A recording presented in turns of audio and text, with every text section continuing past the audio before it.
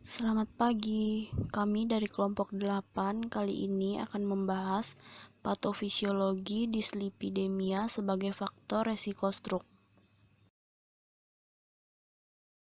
Anggota kelompok kami yang pertama, Marcelina AP Junita Rumlus, yang kedua, Maria Wulandari, yang ketiga, Marise Arsinta, yang keempat, Yohana Rotua Siahaan. Pengertian dislipidemia. Dislipidemia adalah suatu kelainan metabolisme lipid yang dapat berupa peningkatan ataupun penurunan fraksi lipid, yang meliputi kenaikan kadar kolesterol, kenaikan kadar LDL-C atau low density lipoprotein kolesterol, kenaikan kadar trigliserida dan penurunan kadar HDL-C atau high density lipoprotein kolesterol.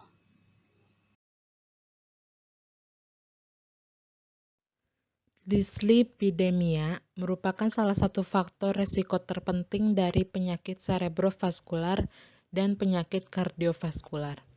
Faktor tersebut diakibatkan adanya aterosklerosis dalam darah yang ditimbulkan dari disfungsi endotelial yang akan menimbulkan gangguan peredaran darah.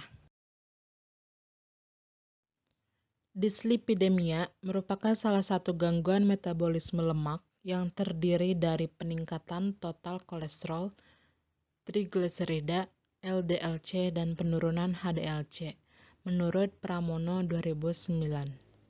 Salah satu faktor risiko penyakit gangguan fungsional otak yang terjadi secara mendadak yang disebabkan oleh tersumbatnya atau pecahnya pembuluh darah dalam otak ini adalah dislipidemia.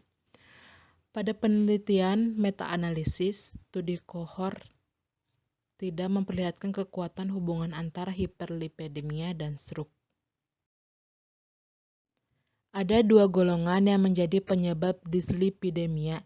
Yang pertama, dislipidemia primer, yang disebabkan karena kelainan genetik berupa mutasi gen seperti single gen ataupun multi, atau keduanya dari metabolisme lipoprotein.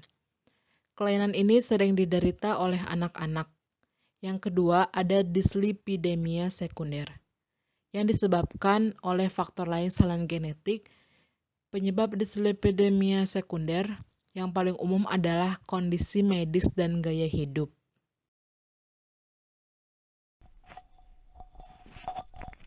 Tetapi untuk kriteria terjadinya dislipidemia, total kolesterol menurut 3 penelitian prospektif pada pria menunjukkan terdapat hubungan dengan penyakit stroke, terutama stroke iskemik bila kadar kolesterol totalnya di atas tingkat 240 sampai 270 mg/dl. Selain itu, peningkatan trigliserida dan penurunan HDL-C yang rendah akan meningkatkan kejadian cerebrovaskular iskemik secara signifikan. Peningkatan kadar LDL-C akan lebih meningkatkan kejadian stroke, walaupun dalam American Heart Association menyatakan tidak ada hubungan yang konsisten antar keduanya. Tetapi, dampak pada kejadian aterosklerosis ini besar karena LDL-C membawa kolesterol di arteri lebih besar sehingga dapat meningkatkan kejadian stroke.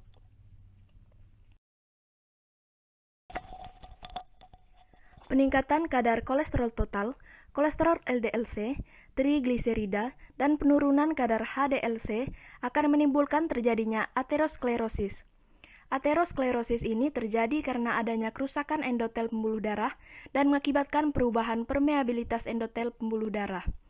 Kerusakan endotel dalam kasus adanya dislipidemia karena terjadi cedera toksik pada endotel.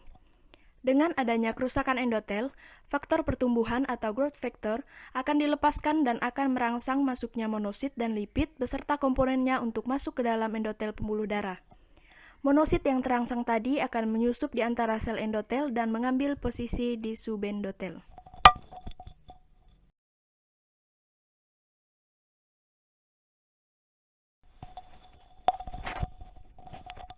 Kemudian stroke. Stroke merupakan penyakit vaskuler yang terjadi di otak dan penyebabnya yang multikompleks. Setiap penyebab ataupun faktor risiko satu dengan yang lainnya saling mendukung dan tidak dapat berdiri sendiri, menurut Frisch and Lauren 2005. Faktor risiko tersebut disebabkan oleh gangguan vaskuler cerebral yang salah satunya adalah karena ada gangguan metabolisme lemak. Metabolisme lemak yang terganggu akan menyebabkan tersumbatnya pembuluh darah otak dengan adanya aterosklerosis menurut Guyton 2007. Hubungan antar komponen dislipidemia terhadap stroke. Salah satu profil lipid darah yang abnormal akan menyebabkan dislipidemia. Profil lipid darah tersebut terdiri dari total kolesterol, trigliserida, LDLC, dan HDLC. Komponen-komponen tersebut saling mempengaruhi satu sama lain. Dengan meningkatnya kadar kolesterol, total darah lebih dari 200 millimoles per liter akan beresiko tinggi terjadinya penyakit cerebrovaskular, yang salah satunya stroke. The Asia Pacific Cohort Studies Collaboration menyebutkan jika setiap kenaikan 1 mg per desiliter total kolesterol darah atau sekitar 38,7 millimoles per liter akan meningkatkan 25% kejadian stroke, terutama stroke iskemik. Stroke yang disebabkan dari peningkatan kadar kolesterol total darah tersebut ditimbulkan dari adanya aterosklerosis yang ada di pembuluh darah, sehingga menyebabkan terjadinya stroke, khususnya stroke non-hemoragik. Hubungan dislipidemia dengan kejadian stroke.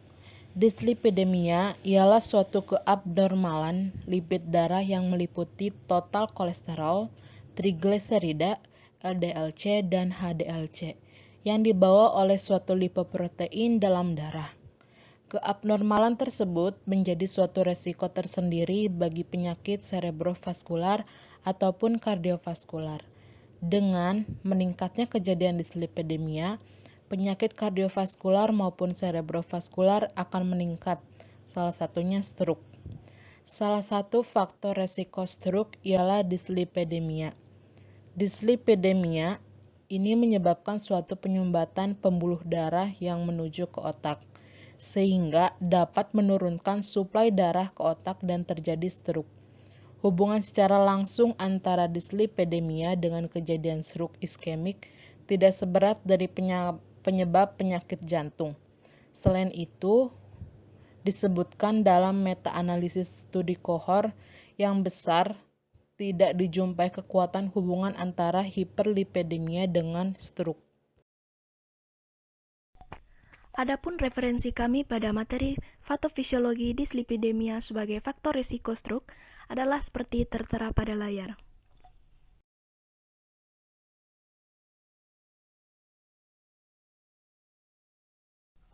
Sekian materi yang dapat kami bagikan.